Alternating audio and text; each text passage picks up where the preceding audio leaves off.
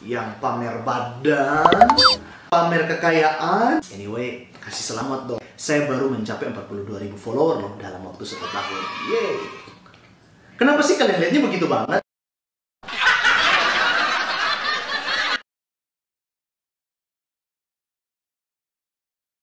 Welcome back to my channel, Maksimalin Diri dengan saya, Joel. Apa sih konten kreator itu? Banyak banget di antara kita yang suka ada di Instagram atau YouTube, Facebook, atau TikTok pada nanya, apa sih konten kreator itu? Apakah mereka yang menjadi selebgram itu, influencer itu, apakah mereka adalah konten kreator? No, sama sekali.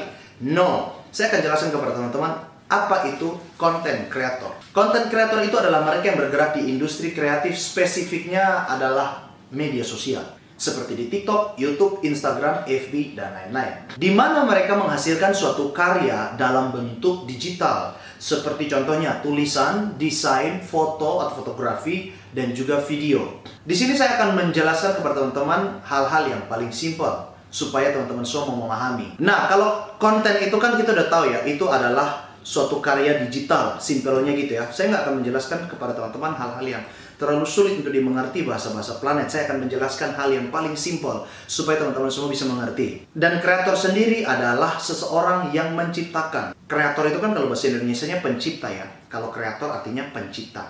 So, jadi kalau konten kreator itu adalah seseorang yang menciptakan sebuah karya lewat platform digital seperti media sosial, seperti Instagram, TikTok, YouTube, LinkedIn, Facebook, dan lain-lain. Oke, mungkin tadi kan ada yang bilang bahwa apakah konten kreator adalah seorang influencer atau selebgram? No. Jadi influencer atau selebgram itu belum tentu mereka adalah seorang konten kreator. Tapi kalau seorang konten kreator udah pasti dia bisa menjadi seorang influencer. Karena kerjanya dia adalah selain menciptakan sebuah karya, dia menginfluence orang dengan pesan-pesan atau dengan hal-hal yang bervalue. Ala-alanya dia lah gitu. Nah, konten kreator itu ada yang followernya dikit, ada yang followernya banyak. Contohnya kayak Ferdiandi, kayak Muda Cuma Sekali, Bang Obud, kayak Nico Julius ya, dan kayaknya sih. Anyway, kasih selamat dong. Saya baru mencapai 42.000 follower loh dalam waktu 1 tahun. Yeay. Kenapa sih kalian lihatnya begitu banget? Konten kreator ada yang followernya banyak, tapi ada yang followernya dikit. Karena memang fokusnya mereka itu bukan hanya sekedar follower, tapi men-sharing value, men-sharing karyanya. Kalau influencer kan jarang ya, karya ya ada juga sih, karyanya lihat video atau mungkin foto-foto ya. Tapi kalau konten kreator itu dia banyak, dia bisa bikin video, bisa fotografi, bisa desain atau desain grafis, audio seperti podcast dan lain-lain, dan juga ada seperti tulisan. Nah, contoh-contoh konten yang biasa diproduksi oleh para kreator itu adalah semisalnya desain grafis gitu ya, dalam bentuk kata-kata atau konten quotes, atau seperti gambar-gambar, desain grafis seperti infografis, microblog, dan lain-lain ya, seperti contohnya ini nih. Ada juga konten yang dihasilkan seperti tulisan, itu biasanya di Facebook, atau ada di email, atau ada di artikel. Nah, mereka itu juga seorang penulis konten ya, content writer ya, konten kreator. Nah, terus ada juga konten seperti fotografi, biasanya dari fotografi itu dijadikan konten foto narasi, atau seperti ya konten foto doang. Terus ada juga audio itu seperti podcast ya, itu konten berbentuk audio, podcast. Nah, ada juga namanya konten dalam bentuk video, biasanya ada di YouTube, Instagram, TikTok, dan di Facebook. Video itu percampuran antara gambar dan juga audio, gambar yang bergerak dan juga audio. Nah, banyak orang meremehkan pekerjaan seorang konten kreator, padahal sebenarnya untuk menjadi seorang konten kreator itu nggak gampang juga sih ya. Ya, gampang-gampang susah lah ya. Untuk menjadi konten kreator itu nggak gampang juga. Ada banyak hal yang harus dilakukan. Ada banyak tugas yang dia mesti lakukan. Contohnya memproduksi konten setiap hari. Seperti konten video untuk ditaruh di YouTube mungkin ya. Atau di Instagram atau di TikTok. Ada juga konten seperti desain grafis, dan lain-lain. Terus ada seperti foto, fotografi, ada seperti tulisan ya, terus ada juga audio. Dan bukan cuma itu, mereka juga harus memposting kontennya setiap hari, baik itu di feed maupun di story. Setiap hari loh teman-teman. Dan di story itu biasanya bisa postingnya 5-10 kali lah. Ya, nggak ada aturan baku tentang itu. Tergantung dari konten kreatornya sendiri. Terus dia juga mesti nulis caption, dia mesti riset dan analisa marketnya, atau audiensnya, atau followernya. Dia mesti engage dengan para followernya juga. Dan dia juga harus bisa menciptakan karya untuk dijadikan produk atau jasanya dia. Itulah konten kreator. So, untuk menjadi konten kreator itu gak gampang juga ya guys ya. Tapi buat kalian yang mau jadi content creator, tenang aja, pasti kalian juga bisa kok. Nah, itulah alasan kenapa saya sempat berhenti selama 1 tahun untuk membuat konten di YouTube.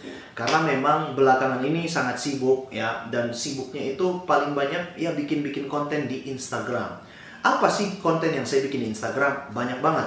Saya sering bikin konten desain seperti microblog, quotes, memes, kata-kata motivasi, video di Reels, story di IGTV, video selama 1 menit yang ada di Instagram. Oke, jadi menjadi seorang content creator itu kita harus bangga. Kenapa? Karena kita nggak bikin, mohon maaf nih ya, konten yang heboh-heboh, yang pamer badan, pamer kekayaan, bikin semua orang insecure dan overthinking. Terus nggak bikin sensasi atau goyang-goyang pamer. Mohon maaf, saya agak kurang gimana gitu ya, saya begitu-begitu. Tapi kebanggaan seorang content creator adalah mereka bisa membuat sebuah karya. Dan banyak content creator itu menjadi kaya atau menjadi terkenal atau menjadi influencer, tapi mereka terkenal karena karyanya mereka. Karya yang diciptakan, karya yang dibuat, seperti mungkin mereka habis edit video, mereka membuat sebuah video yang bagus dan luar biasa. Terus mereka membuat sebuah desain yang luar biasa. Mereka membuat sebuah fotografi yang keren ya, yang estetik, begitulah. Mereka membuat sebuah tulisan-tulisan yang bisa menginspirasi orang lain, bahkan menolong banyak orang. Itulah enaknya menjadi content creator. Tapi nggak sampai situ, content creator itu juga banyak sekali keunggulannya. Mereka bisa dipanggil menjadi pembicara di mana-mana.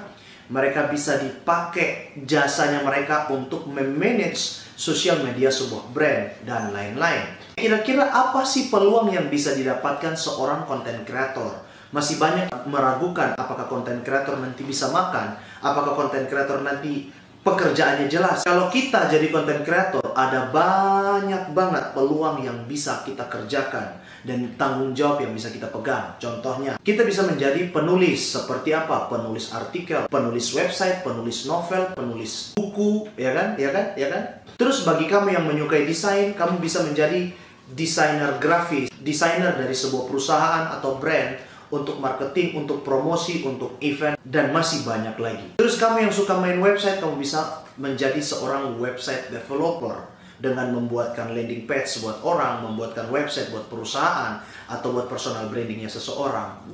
Mantap banget tuh. Seorang content creator juga bisa menjadi konsultan brand. Dia bisa mengkonsultasikan tentang bagaimana caranya membangun brand kepada sebuah perusahaan atau kepada seseorang yang mau membangun personal brandingnya mungkin. Atau mungkin perusahaan atau pebisnis itu mau membangun brand dari company-nya. Itu mantap banget guys. Seorang content creator juga bisa menjadi seperti YouTuber, video maker, editor. Dan setahu saya editor itu duitnya banyak loh. Bisa juga jadi animator, ilustrator, influencer. Bahkan nih, dia juga bisa menjadi seorang pebisnis, bahkan pembicara di mana-mana, jadi marketer dan lain-lain. Jadi peluang seorang content creator itu banyak banget. Cuman saya nggak bisa sebut semua satu persatu di sini. Saya akan buat semuanya itu di Instagram saya. Buat kalian yang belum follow Instagram saya, langsung gaskan ke Maksimalin Diri. Oke, yang terakhir masih ada orang yang bertanya, kira-kira content creator itu dapat duitnya dari mana? Cuannya dari mana? Ada banyak banget teman-teman. Tapi mungkin saya akan jelaskan itu di next video.